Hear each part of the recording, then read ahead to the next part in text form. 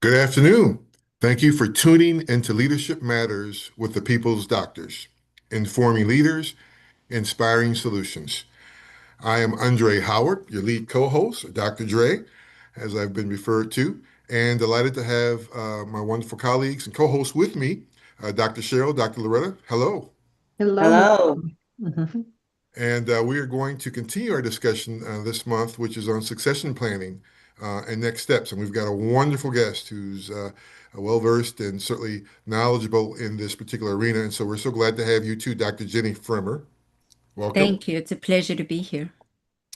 Yeah, we've been talking about the whole succession piece, and today's title is really the succession question: essential conversations every nonprofit CEO needs to have. And so I think succession planning continues to remain one of those most avoided conversations in our nonprofit world. But this afternoon, we're going to dig a little deeper and go a little further with the whole discussion. And so we'll introduce a bit more formally Dr. Firmer in just a few minutes. But we want to continue to thank our audience for sending in some wonderful questions. And again, we want to encourage you to send those questions into us every week. They kind of give us an opportunity to kind of explore and go deeper into the topic as well. And so we've got two questions here. I'm going to have my co-host, Dr. Cheryl, Dr. Loretta, chime in and respond first, and then Dr. Firmer, I'm going to give you an opportunity to also chime in if you would like to as well. So from our audience, the first question for this afternoon is, how do you navigate the resistance when a long-serving founder or CEO views succession planning as a personal betrayal or mission of weakness, especially when the board is reluctant to push the conversation because they don't want to seem like they're forcing someone out? Dr. Cheryl? Hmm. I loved our guest last week, Eric, talking about succession planning being normalized to not just the CEO's position, but to everyone's position. And so I think if succession planning is normalized as a risk management, one might say, measure that we have prepared that knowledge transfer in every position, that's a nice way to have that conversation. I think also when you're speaking of the CEO or a founder, there's a lot of legacy maybe wrapped up in their heart, one might say. So even maybe having that conversation from a legacy perspective might be a way of respectfully engaging in that discussion. Thank you, Dr. Cheryl. Dr. Loretta? Wow, what a great question, actually. And I had to think about this a little bit. One thing I think that you can do is possibly reframe it in a sense of it's a legacy that they're leaving, what they want their legacy to be.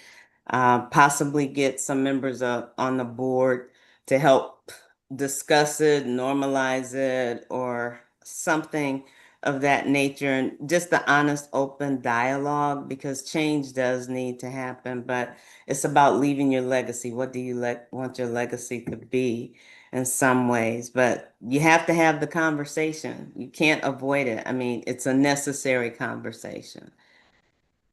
Yeah, great. Thank you. Great answers, great responses. Dr. Firmer, you want to take a swing Uh, at it? the piece of the audience question that really resonated with me was the board. Mhm. Um, Part of that question was, if I remember it correctly, was the board not wanting to force someone out.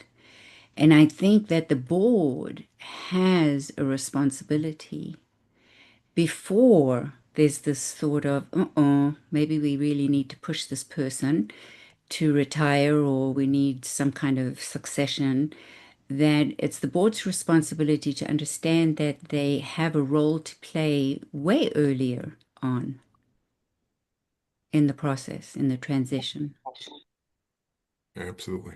Absolutely. All great responses, great answers. I really can't add anything to that.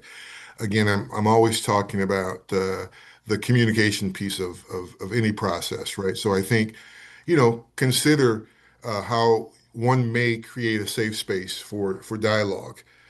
So it's not a surprise, it's not an emergency that Mhm. we have talked about this. We've created a space where we've been discussing this, perhaps over the years, whatever it might be, or months. So there's no surprises. So I think that's what I would add to this response as well. So just wonderful responses. So again, thank you for that. And again, keep bringing and sending us those wonderful questions. I mean, they always push us and provoke us to think at an even higher level. So thank you, audience, for that question. We'll get to our second question later on in the program. But for now, we want to introduce Dr. Jenny Firmer. Again, as we talk about the succession question, the essential conversations every nonprofit CEO needs to have.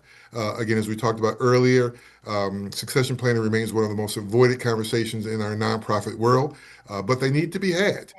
We need to embrace this as part of the leadership journey. And so, whether you are a CEO considering transition or a senior executive looking to move within your organization or out of your organization, I think it's always great to have these kinds of discussions. And so, Dr. Jenny Firmer is an executive strategist and organizational consultant with over 38 years of leadership in healthcare, education, and human services. As president of Jenny Firmer and Associates and chief strategy officer for Morris Life Health System, she works with executives and boards to strengthen leadership, improve operations, and plan for sustainable growth through executive coaching and strategic advisory services. And she holds a lot of degrees, lots of certifications. She holds a PhD in human capital management from Bellevue University. She's a licensed clinical social worker, a graduate of the Wexner Leadership Program, as well as Social Currents Executive Leadership Institute at the University of Michigan. And we can go on and on and on, but it would take up the whole show. So again, welcome, Dr. Firmer. Mhm. Thank you so much. It's really a pleasure to be with you all, and I have known you all a long time, so it feels really, as I said earlier, a little bit like I would imagine homecoming to be. Yes, absolutely, absolutely, absolutely. Great. So that our audience can gain a greater sense of who you are and the perspective you bring, why don't you share a little bit of your leadership journey as a starting point? Yeah. Well, I've had a somewhat non-traditional sort of career and trajectory. If I look back at myself many, many years ago, I was actually a high school dropout. I went to beauty school and then sort of found myself and decided that I really wanted to be a social worker. And so followed that path and then started working for a social service organization. And very soon my talent and skills were recognized in a way that I wasn't completely ready for, taking on those kinds of leadership roles. So kicking and screaming, I continued to grow professionally. And I think this ties into succession planning because I recognized that when you are in an organization and when you have certain responsibilities and are in a leadership role, it is bigger than you. So even though I sort of wasn't ready, I found a way to go with the flow because I had mentors who were seeing in me ways that I could really help the organization. Maybe not help Jenny, but help the organization. And so I've spent now most of my professional life leading, advising mission-driven organizations, although I have also had experience with for-profits, one through 500 for-profits, and also the Marine Corps doing some work there. But over time, I realized that leadership transitions are among the most emotionally charged. So even getting into a new position within the same organization can be really challenging. And these sort of critical moments an organization ever faces is how you're going to show up and how you're going to step up. So I've lived through it from multiple perspectives as a CEO, and prior to that as a COO for many years, being on boards as a board consultant. And essentially, I really feel very strongly that we need, within the succession planning phase, to help the space, I would say, between what was and what's next. Like that. So Thank you. my connection feels deeply personal. Yeah, yeah, Mhm. absolutely. Thank you for that. Great. Dr. Loretta. Oh, wow. I was just so engrossed with everything she was saying. It's like, oh, I am up next. Okay. Thank you. Okay. Dr. Jenny, In your experience, why is succession planning such an uncomfortable conversation in the nonprofit world? Even though everyone knows it's essential, but why is it's so uncomfortable for them? I think that it is so entwined or so wrapped up in a sort of uh, mission identity, and also I think people relate to it as a personal loss. And I think anytime we're talking about loss or anticipated loss, and it may not be loss within that individual space within an organization, but it's still a loss of role. And I've sort of seen this so many times where people are hanging on because they don't want to experience that personal loss. And I think that's what makes it really uncomfortable. If we could pull out the idea of the individual feeling like they're losing something and also being replaced as part of that loss. I think that that would help a lot. And I also think that from a board level, and I can't not think about boards, they've played such a big part in my professional life. Boards worry about instability, so they don't want to, just as your earlier listener asked the question, they don't want to rock the boat. So they worry, like staff do, about the unknown, rather stick with the familiar.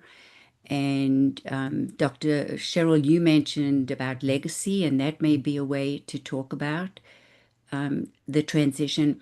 But I think that there's an irony here. And the irony is that by avoiding the conversation, we actually create the very instability Hmm. and push the loss that we're just trying to avoid. So I do see it as somewhat ironic that we're trying to prevent those personal sort of compactful feelings and impactful feelings, but we create them by avoiding it. Mhm. Thank you so much. And when you were saying that, it made me think just of some situations I know where people they aren't doing the succession planning, and it's like if this person should pass away, what is going to happen? Talk about instability because there's no plan. So it's so essential, and if people could just not look at it like a personal loss, and then I started thinking, oh, the grieving process and the whole thing that they're probably going through at the thought of that role. But yeah, it that is such a hard discussion to have. Thank you so much. Hmm. Yeah, so I'm going to shift just a little bit, but still in that vein, and talk about maybe building internal capacity. Could you walk us through, how an executive can develop internal leadership, like I should say, an internal leadership pipeline? Yeah. So I think that is so very unique. I'm going to generalize it, but it is so very unique to each individual organization. And I think generally speaking, for me, it starts with curiosity, just the very question you asked, like, what will happen? Like if Johnny was hit by a bus yesterday, what would we do? Like, what's the Right. plan? And Right. so I think that level of curiosity is also related to who has the potential to lead. They may not be in a leadership position, and certainly not in a C-suite or an executive position. But who here really has some opportunities and has the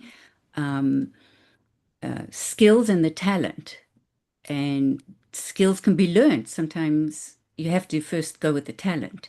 But who here may be a natural leader, and what would it take to prepare them? So I think we have to, for me, I always think about stretch opportunities.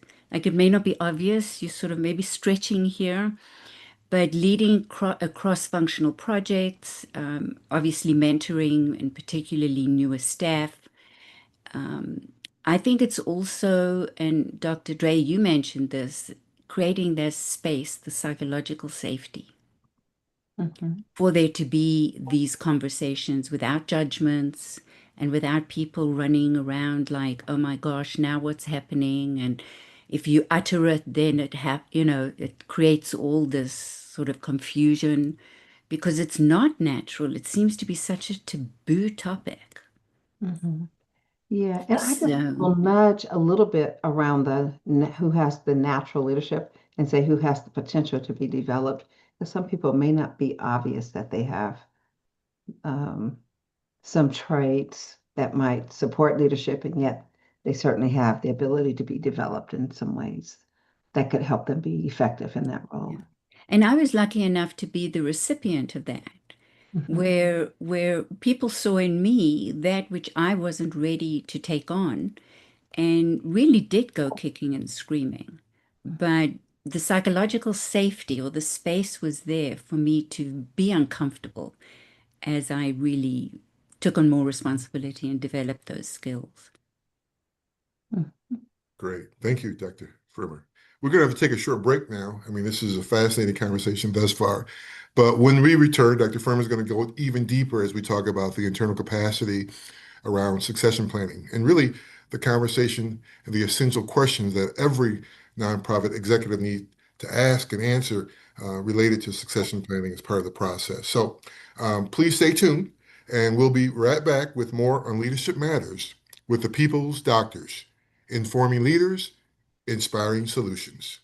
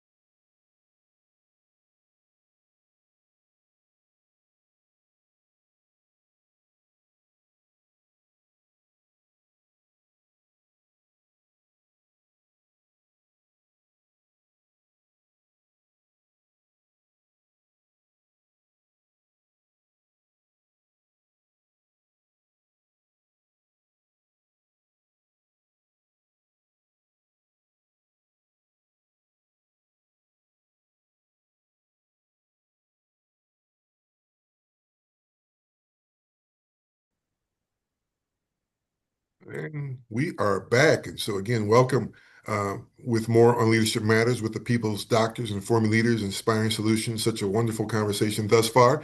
Fascinating. A great introspect from Dr. Firmer, who is sharing with us on this afternoon.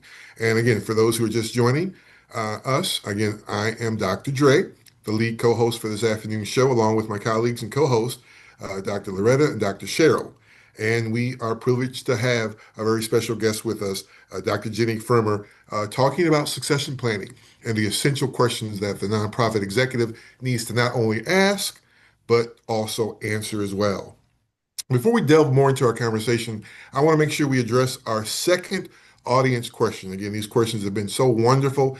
We encourage you to send in additional comments, questions. Love to hear you about feedback in terms of the topics, and just drop us a line on how you think the show is going as well from your perspective. So if you would do that for us, we would greatly appreciate that. But our second audience question is, what are some early warning signs board members should watch for that indicate it's time to shift from just having a succession plan on paper to actually activating the transition process? Dr. Loretta, I'm going to throw this at you first. What will your response be? Okay, I do love these questions. They really make me think. But one of the things that I think about is if there's a decline in the performance of the organization, because you should always be measuring your performance. Are you meeting certain numbers, statistics, whatever? So if there is a decline in the performance, I think, and if you're very talented, high performers, if they start leaving the organization, to me would be another sign. Those are internal signs, but then there's always the external forces as well, things you have no control over. Maybe some of the funding is changing, or you don't have some of the same funding you had before. Funders are shifting where they're focusing their money towards things like that. So those are all things that make me think, are reasons to start looking at the succession planning to go into place. Great. Thank you. Dr. Cheryl? Yeah, I probably would just add if the CEO themselves began to reflect on and think about more actively retiring, then I think that's a nice green light to be more active in that role. And sometimes strategy may look a little different, and seeing if there's alignment and purpose still, or perhaps burnout can set in, and that can be another reason to begin to have conversations. If so I would just maybe add to what Dr. Loretta shared, those additional considerations. Great. Thank you. Dr. Furman, you want to take a swing at this as well? Uh, And I'm going to add on what you were saying, Dr. Cheryl, about what becomes thoughtful to me or insightful to me is when you see a leader become disengaged. And it Mhm, may be as a result of burnout, mhm, mhm, but the fire in the belly just ain't there. mhm, I would say that's definitely for me a red sign. mhm. Definitely. And I'm going to say what all of you have said. So love it. There's nothing else to add to this one. That covers it. So I appreciate that response. So again, keep sending those audience questions in as we continue to move on. So thank you, ladies, for doing that. Dr. Loretta, let me pass this back to you. Okay, thank you. Still staying in alignment with the building of internal capacity, Dr. Jenny, what would you recommend for CEOs and when they need to have that awkward conversation or those development opportunities for their replacement? How can they handle that awkward situation? Well, I think that they need to be ready themselves to have that conversation and to really be prepared because I think the conversation about someone who may eventually take your job is, to me, cultivating readiness and confidence across the organization. And so, to me, the key would be to reframe it. You're not taking my job. This is developing you so that you might be able to step into this is I don't see it as competition, I see it as contribution. Mm. And so you too can be part of the legacy of this organization with what you bring and what you can contribute. So to me, the awkwardness sort of fades a little bit when and if one can focus on the organization's long-term health rather than your personal timeline. And I've found that if we can name, this may be my social worker background, I get that. But if you can name the discomfort, sometimes that helps too. So, um, something like, I want to invest in your growth because someday this organization will need your kind of leadership. So to me, you reframing and you transforming the dynamic into one of more trust, more empowerment, how you can contribute rather than seeing and feeling it as competition. Great. Thank you so much. I love that. Love the reframing piece. That's excellent. That's Yeah, definitely.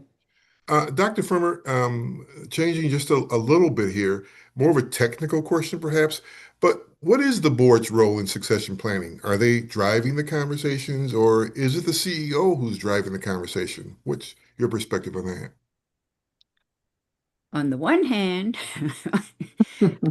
I think it's really both. Mm, I really see it as a shared responsibility. And I think the board, when they hire a CEO, needs to have part of that conversation around succession. And I also think that the CEO owns some of the preparation and preparing the board. Um, so to me, the boards have a role, and that role is to ensure that succession planning is a standing governance topic, that the years don't just go by and by and by. It doesn't only surface during a crisis, and clearly there should be an emergency backup. mm, But this long-term succession planning is, I think, accountable for developing the internal capacity. And I've noticed that the healthiest transitions happen when the board and the CEO are partners in understanding and having the foresight to put together some kind of plan long before it becomes urgent, long before someone's burned out or disengaged or what we were talking about earlier to the response to the question of the listener. yeah, absolutely. Great. Thank you. Appreciate that. Yeah. Shifting again just a little bit and talking about culture and change management. How might one go about balancing what makes an organization special while acknowledging that new leadership will need to make some changes or may desire to make some changes? I love talking about culture. I Mhm, think it's so important, and it truly is what ultimately drives organizations. And that unique core, I sometimes refer to it as DNA of mhm, the organization, its purpose, its relationships, and its why. I stole mhm, that, I didn't make that up. But the why of the organization, those must be protected. mhm, And so I think that leadership transitions also signal evolution. And it's something that we can participate in, feel good about, get excited about, and is a healthy sign. And so I often remind boards and staff that continuity and change are not opposites. mhm, And I know that we think about it that way. mhm, They're both part of growth, mhm, that change and continuity are part of growth, and that it's our job to hand and think about, the principles that define the culture, what makes this organization have this unique core DNA, mhm, and not to freeze the culture in time. So mhm, we're all capable of growth. mhm, And I think particularly as human service organizations, that's what we do. We help people grow, we help people change. And mhm, so having that forward facing and having that internal capacity to do that.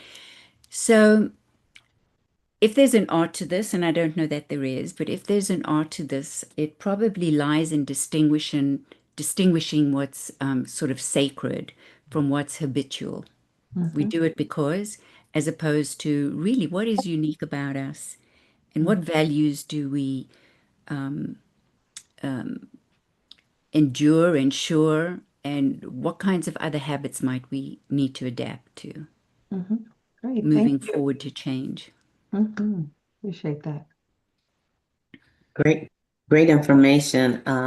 All right, I'm going to switch just a little bit and go into more personal and emotional dimensions.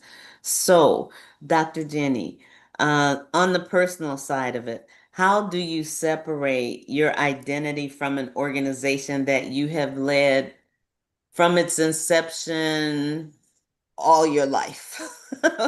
How do you separate that? I genuinely believe it's doable, but it's challenging. And so as I mentioned, was the COO for so many years, 29 something years, and then was asked to move into the role of CEO when the previous CEO left. And when I made a decision to leave, you do look back and you know that you've poured your entire life and your entire knowledge and all of your talent, decades potentially, into an organization that just seems like an extension of ourselves. And sometimes people say to you, you are the organization. You are, you have not only been there and created the organization, but when I think of the organization, I think of you. So those are sometimes those external messages which just reinforce how difficult it is to separate. And so again, I'm with reframing because that's my background. The reframing the sense of worth and recognizing that identity is grounded in purpose, not only position. I like So that. recognizing that can sometimes help. And I think that the emotional work of succession involves grieving. Mhm. I think it does. Again, I think that we need to create that space for grieving, not just for ourselves, but when we see other people who are transitioning in that way. And at the same time, celebrating impact. And so peer coaching can be really helpful. Also, intentional closure rituals. What kind of rituals can we do that really help the board, that it can help if it's a CEO transition, and then also the community.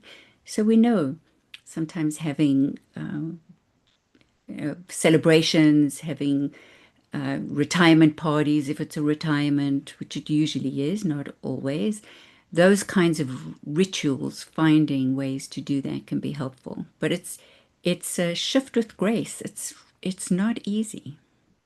Yeah. Right. Thank you. I appreciate your honesty with that. Thank you so much. Yeah. We're going to take a short break, but again, just thinking about succession planning from the perspective of grieving and celebration. Wow.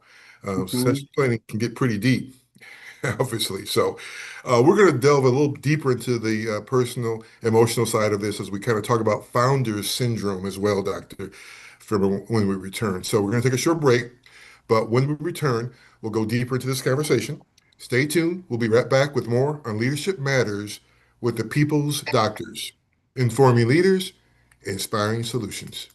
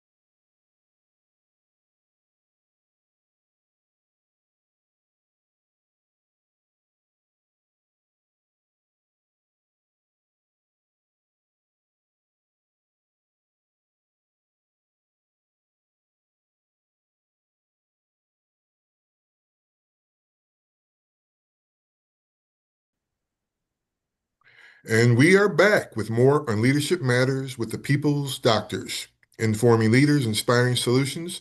And for those who are just joining us, I'm your lead co-host, Dr. Dre, with my colleagues and co-host, Dr. Cheryl, Dr. Loretta. Glad to have both of you join me. this afternoon, and our very special guest, Dr. Jenny Firmer, who's really digging deep into the whole power book of succession planning. And so, before the break, Dr. Firmer, we were talking a little bit about the emotional, personal side of this and thinking about the grieving and the celebration processes that take place as part of succession planning. Quickly, for founder CEOs who may be listening out there, what piece of advice would you give them about overcoming founders syndrome in succession planning? I smile because I just actually worked with an organization who went through this process. Mm. And many founders don't yet know about founder syndrome. So part of the work is to help them understand founder syndrome, to label it again, to name it, Right. to recognize that it really comes from a place of love, not control, but it can become control. Mhm. And so I think the opportunity to really understand how attached the founder is to the organization, and try and bring fresh perspectives early on. So really talk about who else can get involved in this organization.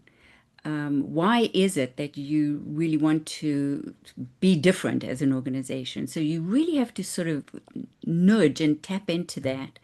And then I think that giving the founder an opportunity to see and hear about different perspectives becomes really important. So um, this was a tough one, I Yeah, have to say. yeah, This for this founder, when she understood that there was this founder syndrome, she felt like she was giving her baby away. yeah, absolutely. And could someone nurture it as well as she had? Could someone um, carry it forward? You know, was she going to be able to see it grow up Mm. and go through life cycle events? It really was something very personal to her. And so I think that the healthiest transitions for those who are founders of organizations is being able to transition, the human transition between being a driver and then a guardian, Mm. Mm. Yeah, and be able to move through that process to guardian. Maintain the mission spirit, but it's just, I think this is one of the most challenging issues related to succession planning. great. Mhm. I would Maybe, agree. yeah, keeping with that dynamic of maybe moving through and thinking about actionable strategies. What questions might every nonprofit leader ask themselves, perhaps quarterly, to ensure their own succession readiness? Aye, aye, aye. I think the first one that comes to my mind is if I were gone tomorrow, what would break? Mm. You know, real practical, real sort of almost technical. Like if I'm not here, what's going to happen? What's going to break? Um, my next question would be something like, who on my team could step in?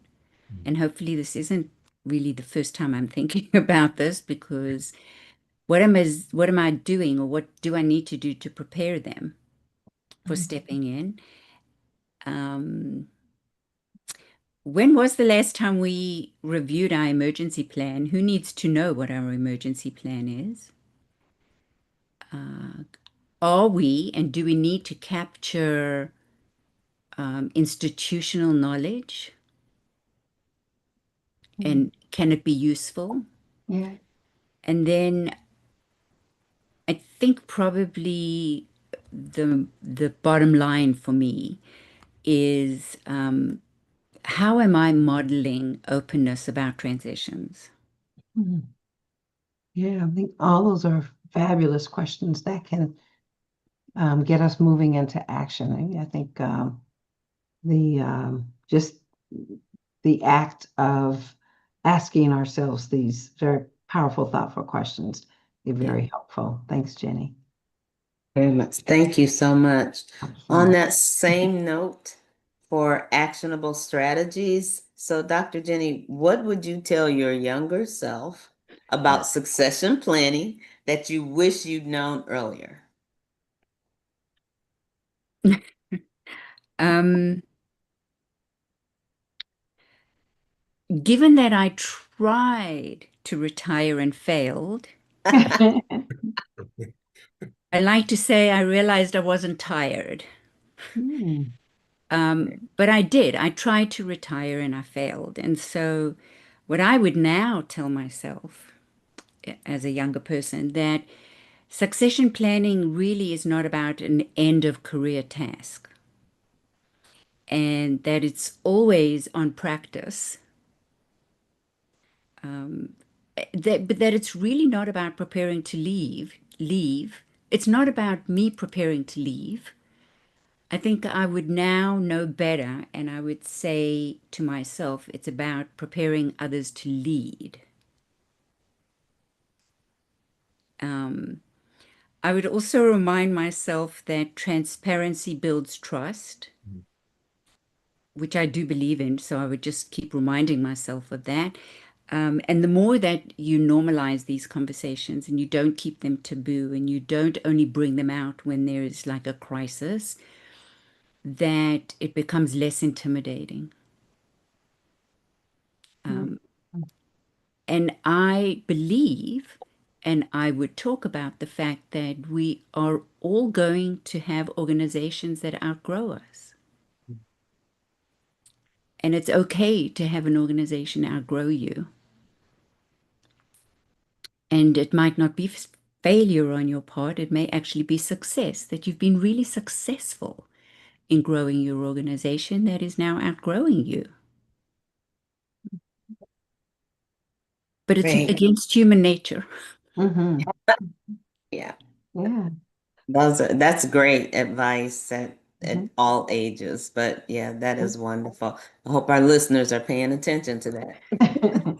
Yeah, so along those lines, maybe, Dr. Furman, what is at stake for the nonprofit sector if we don't get better, maybe at succession planning, say within the next 5 years? I think the stakes are enormous because I think that if you're not preparing others to contribute and lead, that you potentially have what I call a sort of a brain drain. Mm, It may not just be from an intellectual perspective, but it may be certainly from a professional perspective. And so there are many organizations that aren't ready, they fafumf. That's just my own expression. They sort of they don't know what they're looking for in someone else coming in and taking over the organization's mm, work. They haven't done any kind of proactive planning, so they're at risk of losing a lot of institutional memory. During the break, we were talking about the grief is also the staff grieving. Hmm. Staff, when they feel that uncertain about what's going to be happening, might also jump ship. And I don't mean that in a judgmental or pejorative way, but you may lose a yeah. lot of Mm, talent that way.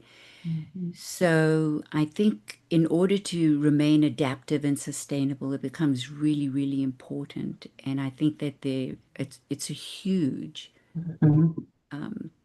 loss Yeah. to the nonprofit sector if we don't get better at this. Hmm. Yeah, and I know that we've focused a lot on that succession planning regarding the CEO, but I still harken back to Eric Dargan's position last week as we talked about succession planning with regards to really every position within the organization. How do we keep that knowledge transferring and that baton passing to really looking at all positions, not necessarily just the CEO or top positions within an organization. Thank you, Dr. Firmer. Definitely. One more question before we take a break. Um, so CEOs, executives who don't do succession planning, could we say they're poor leaders?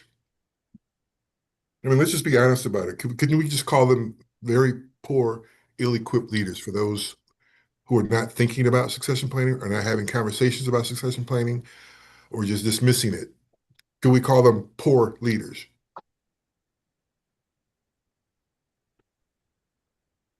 I'm always hesitant to put like a qualifier that has any kind of judgment Okay. attached to it. It's okay to do here on the But show. I, Come on, Dr. Fern. It's okay to do that on the show. but I would say that they were letting their organization down Mhm.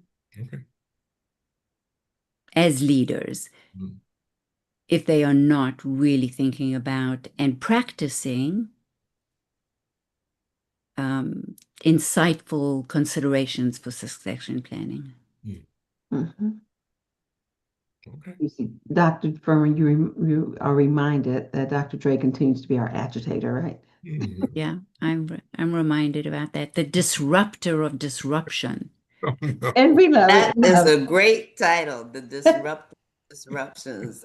I think I'm Mm. gonna get a plaque for him or a I t-shirt can't or wait for And that something. plan. I and can't I'm the reframer.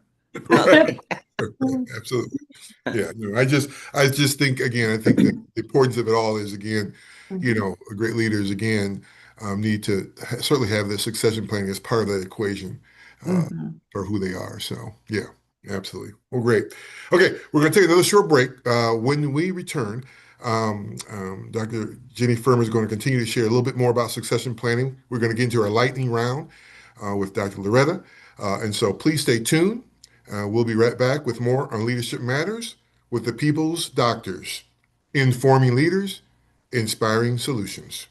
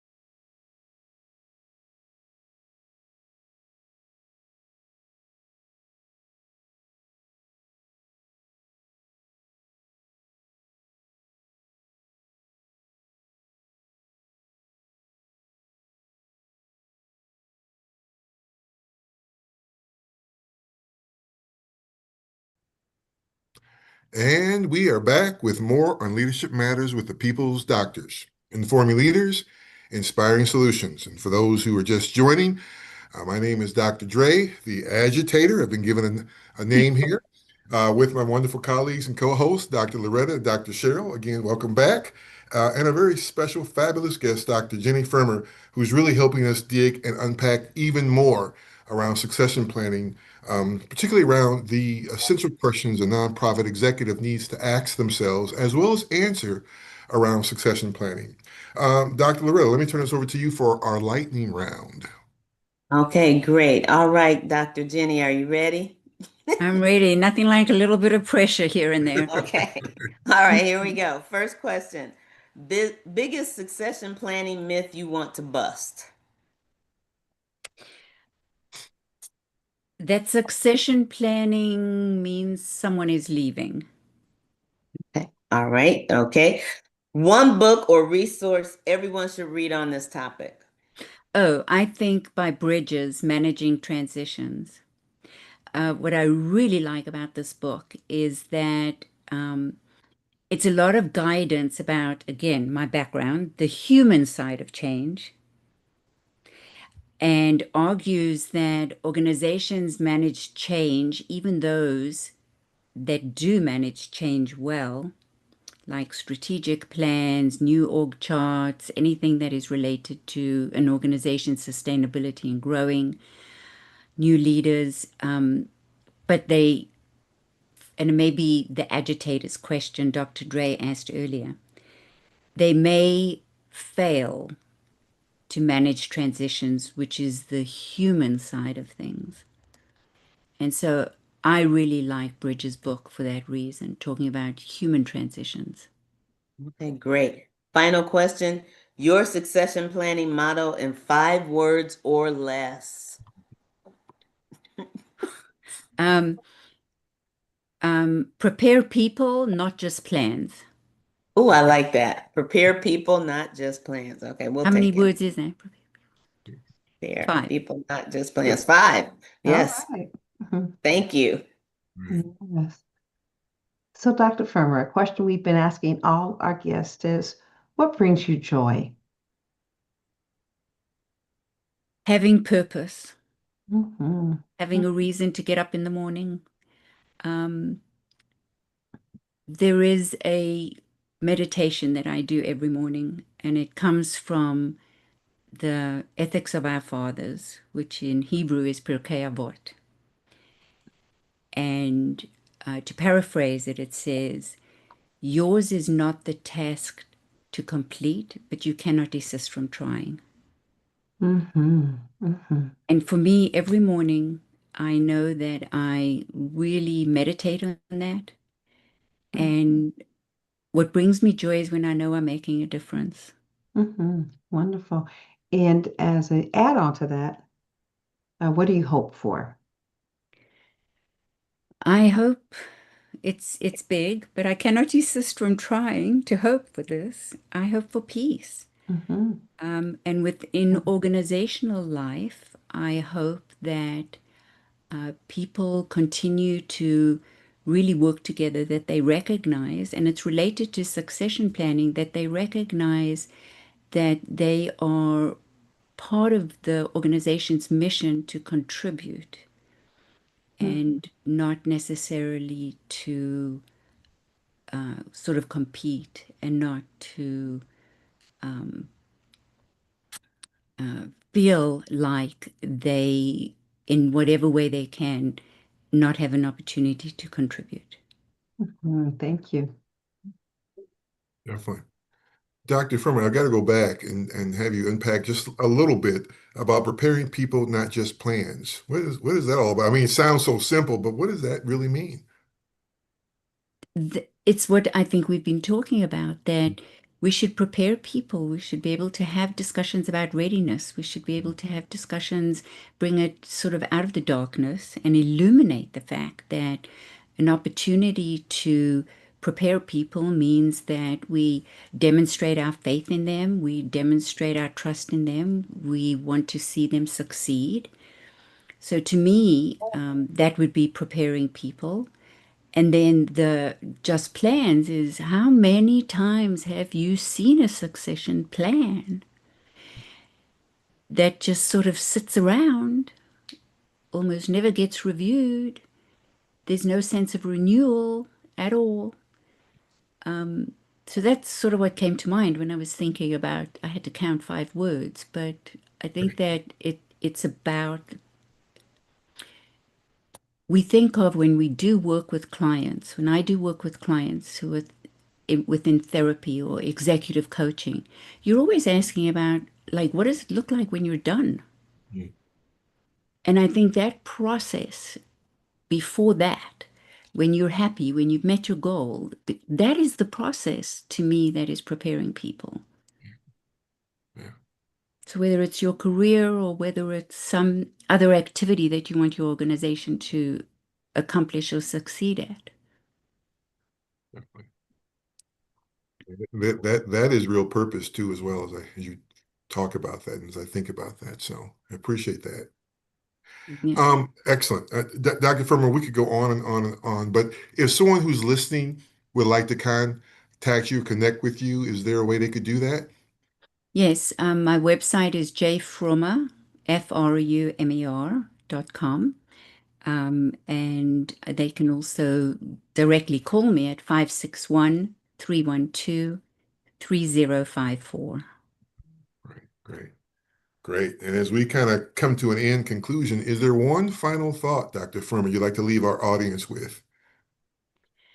Um, I would like to leave the audience with a very personal message, and that is how incredibly wonderful it is to have the opportunity to listen to Leadership Matters with the doctors.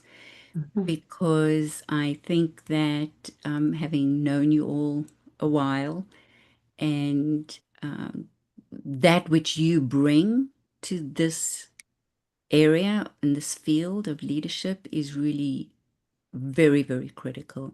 And having these kinds of conversations where you invite guests to what I call talk tachlis, really talk bottom line kinds of things is what ultimately helps us grow professionally. So thank you. Thank Thank you. you. Thank Thank you. you. Thank you. Mhm. Dr. Loretta, Dr. Cheryl, any final thoughts before we kind of cue off here? No, I just would say so nice to have Dr. Firmer on today. She's been a past host, and we just love being with and working with you. And I think our philosophy has always been people learn and grow from interaction with each other. And I've certainly learned and grown from our interaction with you today and throughout the years. Absolutely. Thank you. Mhm. Definitely. And I just thank you for all your insight, your experience and sharing the stories that you have. And I love calling you the reframer. So now every time I hear the word reframe, I'm gonna think about you and so many things, those nuggets that you gave us. But another one that I really liked was that those leaders need to know it's not about a competition, it's the contribution that the next person brings to as well. So just thank you so much for everything you shared. I took copious notes. Thank you. Right. Yes. Thank And you. again, I just, again, hats off to you, Dr. Jenny Firmer. Again, we've known each other for a while, so appreciate your wisdom, your insight, and you just being a wonderful human being. I mean, that's a powerful place to be. And so I thank you for that. And I thank you for your presence. And thank you for being with us today as well. And thank you to our listening Thank you. audience for tuning Yeah. in. Again, we invite you to send topics and conversation pieces. Drop us a line. How are we doing? What else would you like to hear?